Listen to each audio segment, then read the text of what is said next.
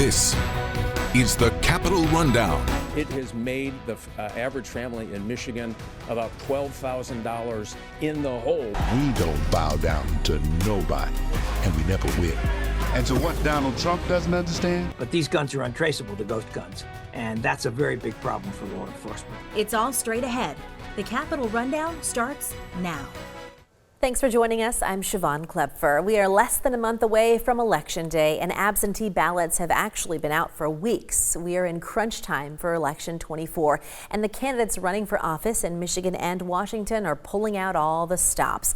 And one of the biggest events to happen in Michigan politics this past week took place in Grand Rapids. That's where Congresswoman Elissa Slotkin and former Congressman Mike Rogers met for the first of their two scheduled debates. Slotkin, the Democrat, and Rogers, the Republican, are looking to replace Debbie Stabenow in the U.S. Senate, who is retiring after 24 years. The candidates went toe-to-toe talking about everything from emergency relief to electric vehicles, and of course they tackled the topic on top of the minds of most Michiganders. What can and what will you do to help bring down prices? You have 60 seconds. Yeah, I have traveled around the state. I have never seen such hurt in people's families as I have now. Met a young woman who has 4 kids. She works part-time. Her husband works full-time in a small factory in Michigan. In tears, talked about how in the last 2 or 3 days of the month, she has to go to a food pantry to feed her family. This is absolutely unacceptable.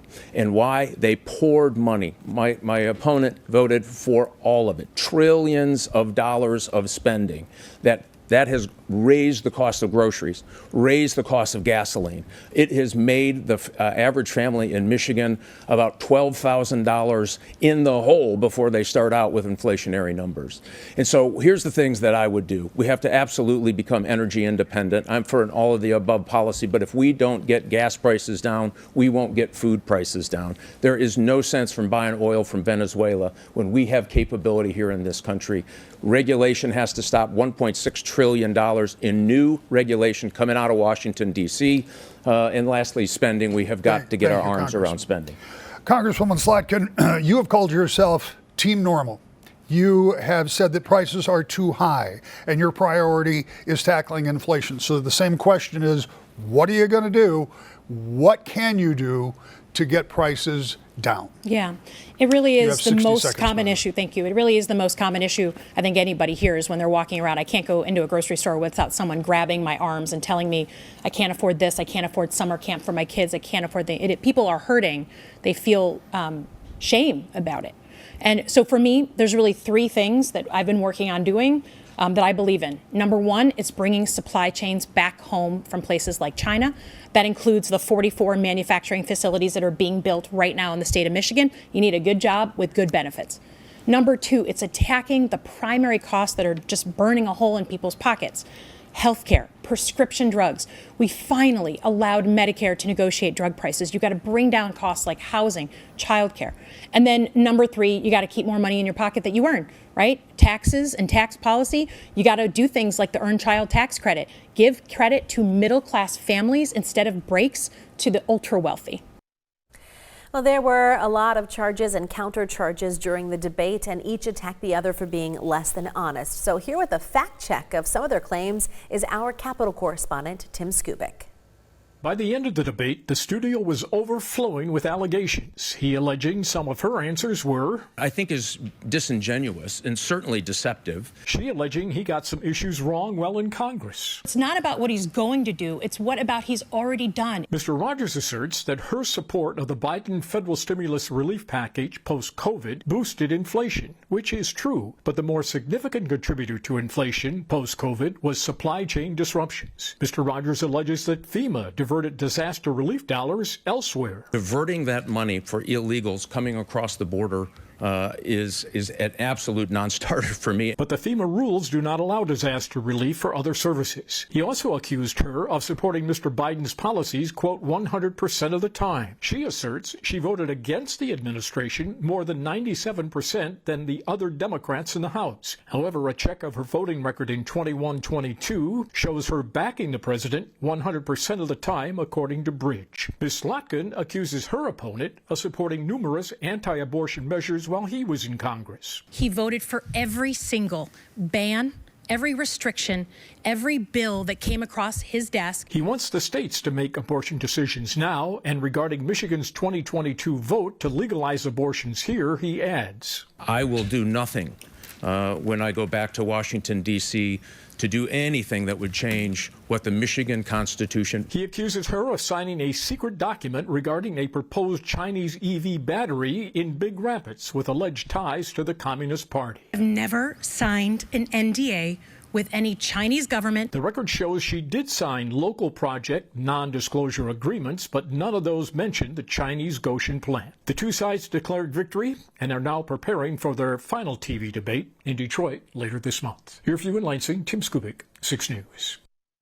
Well, we also have the results of a new poll in the Senate race. And now, while the poll was conducted before the candidates held their debate, it shows Slotkin with a 5-point lead over Rogers. She had the support of 49% of those surveyed, while he had the backing of 44%. Support for both candidates grew by 2% over the last poll, which has shown Slotkin with a small but consistent lead. The poll of 950 Michiganders was conducted by Emerson College between October 5th and 8th and has a margin of error of 3.1%. And we will take a look at what the poll says about the presidential race coming up later in the show. In fact, both presidential candidates have been to Michigan in the last week or so. So up next, we'll tell you what they had to say, including an unusual attack by former President Donald Trump. That's when the Capitol Rundown returns.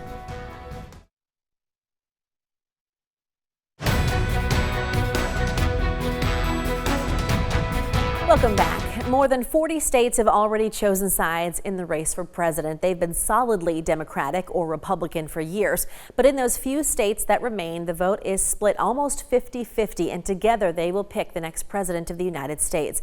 Michigan, which former President Donald Trump won in 2016 and which current President Joe Biden won in 2020, is one of those states. And that is why Mr. Trump and Democratic candidate Vice President Kamala Harris are spending so much time here. Now, Mr. Trump spoke to the Detroit Economic Club on Thursday, spelling out a doom and gloom scenario if Vice President Harris gets elected, one that might not have resonated with the crowd. I don't think anything that we're talking about today is high on her list. The whole country is going to be like, you want to know the truth? It'll be like Detroit. Our whole country will end up being like Detroit if she's your president. You're going to have a mess on your hands. The crowd at the Detroit Economic Club kept quiet, but Democrats did not. And leading the charge was Governor Gretchen Whitmer, who described the Motor City as, quote, the epitome of grit, defined by winners willing to get their hands dirty to build up their city and better their communities. And she ended her statement to Mr. Trump by saying, keep Detroit out of your mouth, and you better believe that Detroiters won't forget this in November.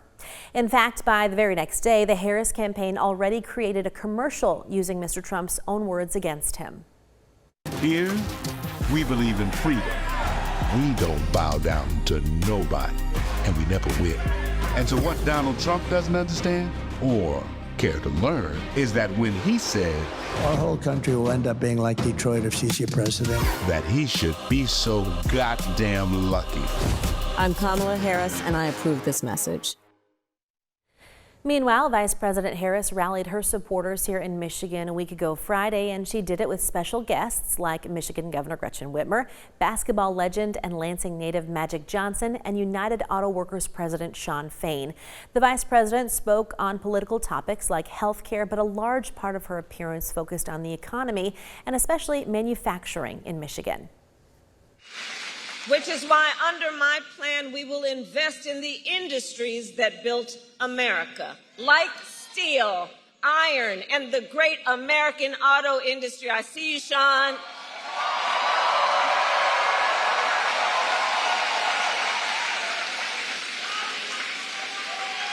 And we will ensure that the next generation of breakthroughs, from advanced batteries to electric vehicles, are not only invented but built right here in America by American union workers.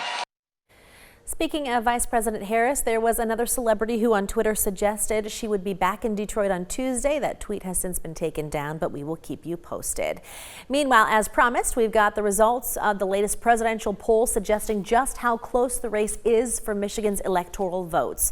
Check this out. It shows a statistical tie with Harris at 49.2% and Trump exactly 49%. Less than 1% said they were going third party, and just over 1% say they are still undecided. Again, that poll of 950 Michiganders has a margin of error of just over 3%. When we come back, we've got lots to talk about with our Capitol correspondent, Tim Skubic. That's coming up next on the Capitol Rundown.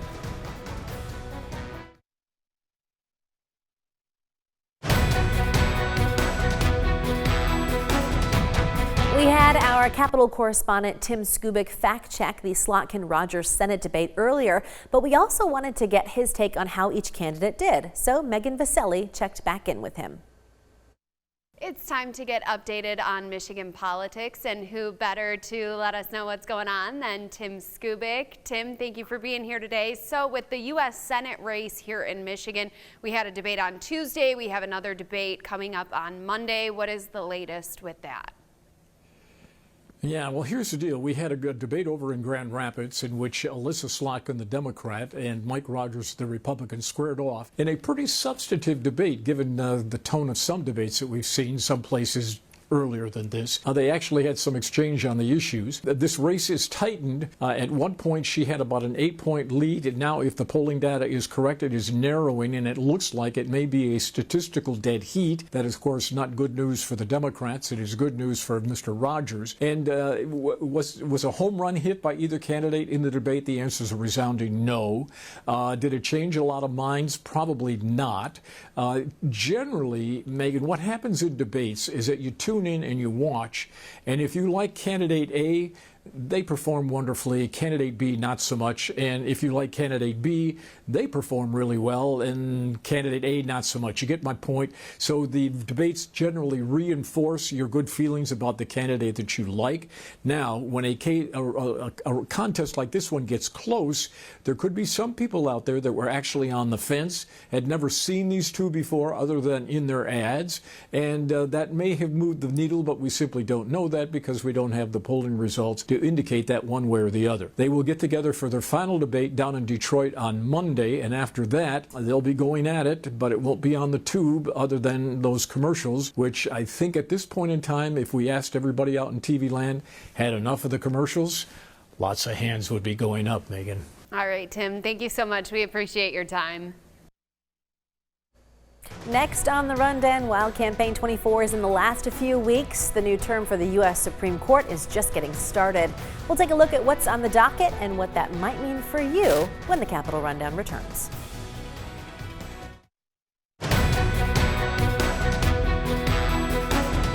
Welcome back. This past week marked the start of the United States Supreme Court's new term. Over the next several months, justices will hear several hot-button issues on their docket. Our Washington correspondent Maddie Biertemple previews some of those cases.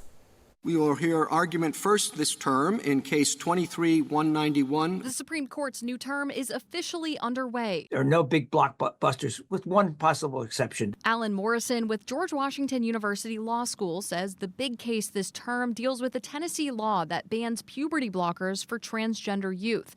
The court will consider if the state violated the Constitution when they treated the providing of medical services to transgender youth differently from the providing of medical services of the same kind for youth who are not transgender. Justices will also hear a major gun case centered on so-called ghost guns. Their parts can be bought online and assembled at home. But these guns are untraceable, the ghost guns. And that's a very big problem for law enforcement. The court will decide if the government overstepped its authority regulating those guns. The new docket comes as the court decides on other issues. A lower court decision stand that says Texas hospitals don't have to provide emergency abortions that would violate state law. The White House slammed the decision. It means that women in Texas could still be denied critical emergency medical care. Morrison says more cases may be added later, some possibly dealing with the election. It can grant cases up through the middle of January or on an emergency basis after that. Decisions on these cases are expected in summer of 2025. In Washington, I'm Maddie Biertemple. Still ahead, while she's not on the ballot this year, Michigan Governor Gretchen Whitmer is keeping busy. Coming up, we'll tell you what she's up to and what it might mean for you. We'll be right back.